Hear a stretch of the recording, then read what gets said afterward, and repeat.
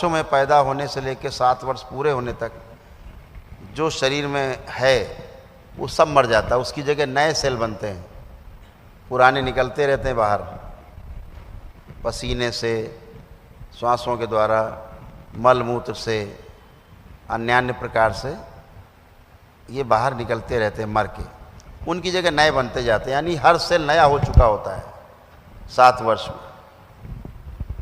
तो ये होता है किसके द्वारा है? अन्न के द्वारा।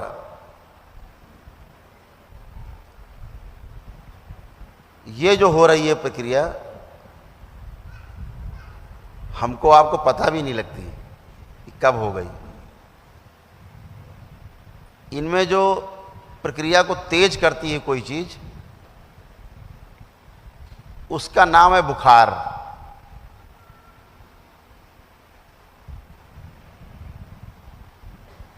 सेल जो डिस्ट्रॉय हो गए हैं, मर गए हैं,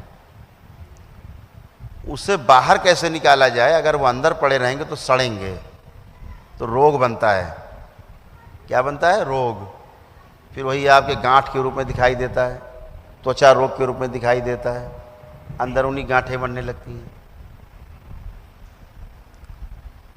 तो बुखार का काम है आपके इन अवशेषों को, मृत अवशेष जो हैं, जो मर गए अंदर सेल्स, ये बाहर निकल जाएं। जब ये बाहर नहीं निकल पाते तो बुखार आता है।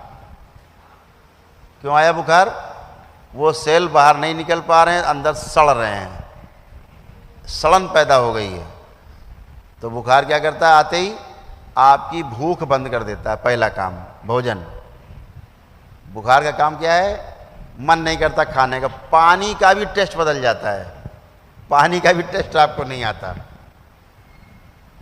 लेकिन फिर आप कहते हो पत्नी से, माँ से, जरा कुछ चटपटा बनाओ क्योंकि स्वाद नहीं आ रहा है, कुछ जरा चटपट टाइप का हो जाए, जी मचल रहा है कुछ खाने को। अंदर डिमांड नहीं हो रही है, भूख नहीं है, लेकिन जीभ लपलपा रही है, केवल लपर लपर कर रही जी, कुछ खाने को चटपट हो जाए। रोज आदत पड़ी है।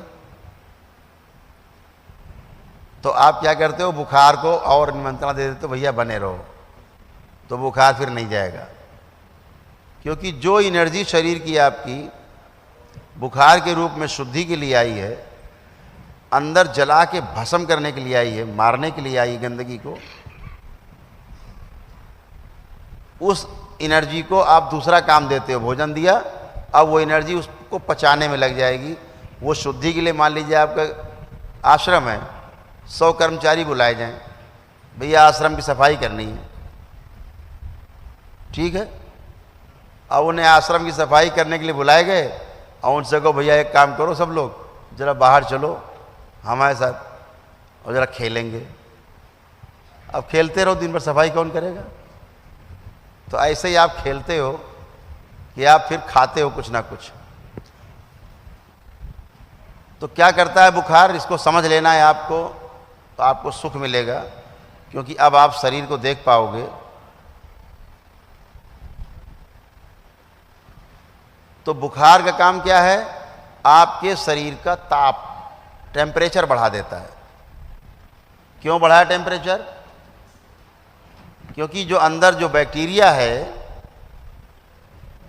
वो आपके शरीर के तापमान में रहने का आदी है।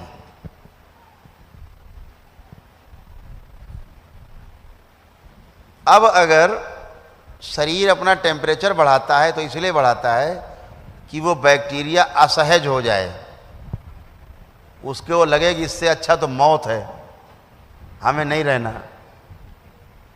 संकल्प इसी को बोलते हैं, हमें भैया नहीं रहना, कहाँ फंस गए, है ना।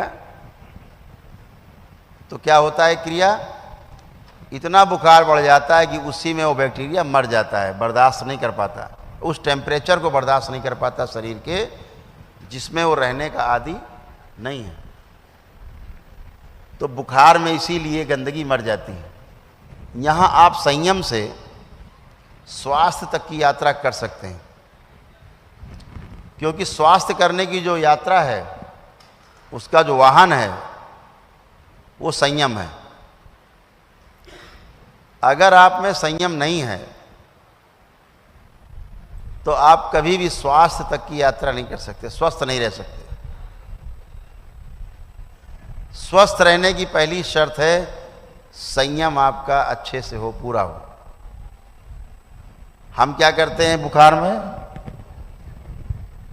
कुछ खा पी लेते हैं तो जो एनर्जी गंदगी निकालने काम में लगनी थी भोजन पचाने में लग जाती है, गंदगी ज्यों की त्यों पड़ी रहती है। दूसरा, आप क्या काम करते हो, टिकिया खा लेते हो,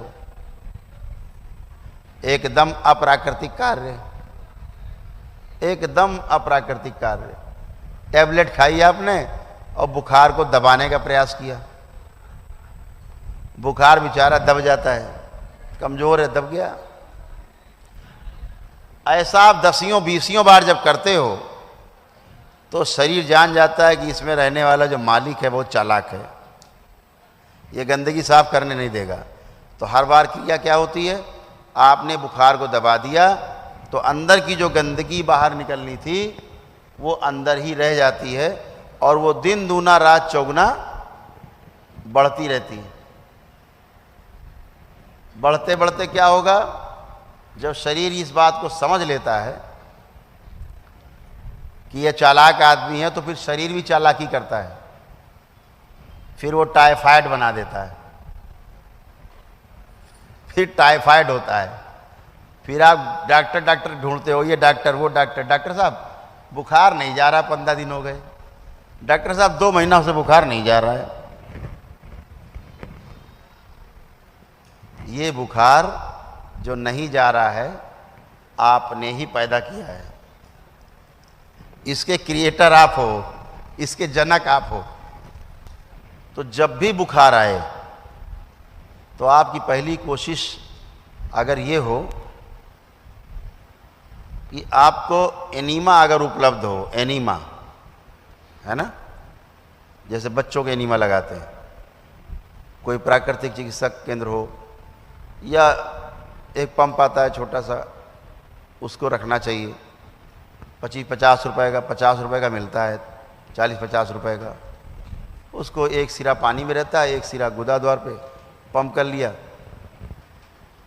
200-300 ml 400 ml पानी गुनगुना करके हल्का सा नमक डाल के और सब बाहर।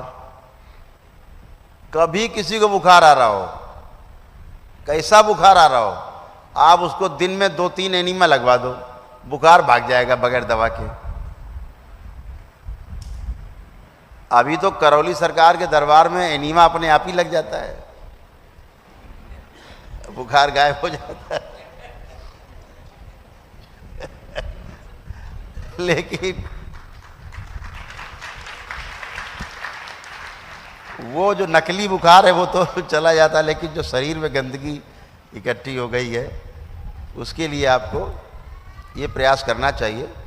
जैसे एनीमा लगाते, आप कोई डॉक्टर एलोपैथी में आप कभी जाएं और बुखार हो, आप भर्ती हो, आप डॉक्टर से केवल अगर ये कह दो दिन में 2-4 बार कि डॉक्टर साहब एनीमा लगवा दो हमारे पेशेंट को, वो डॉक्टर झल्ला जाएगा आपके ऊपर। क्यों झल्लाएगा, उसे पता है बुखार चला जाएगा, और बुखार गया तो पेशेंट भाग गया। ये भी पता है, वो पता है आपको सलाइन क्यों लगती है यहाँ, वो सलाइन लगा देते हैं, वो टांग देते हैं बोतल और अंदर आपके ग्लूकोज जाता रहता है। क्यों लगाते पता है, ताकि भाग न जाओ।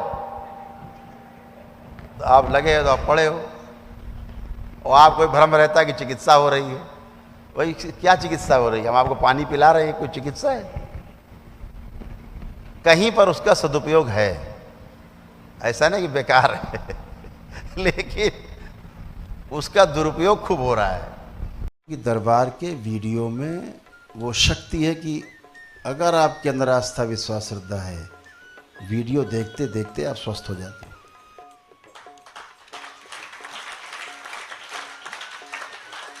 सब लोग लाइक का बटन दबाएं, लाइक का बटन दबाना भूल जाते हैं आप लोग, ताकि आपका वीडियो ज़्यादा से ज़्यादा जगह इधर भेजे यूट्यूब, और ज़्यादा से ज़्यादा देखा जाए और लोग इससे लाभान्वित हो।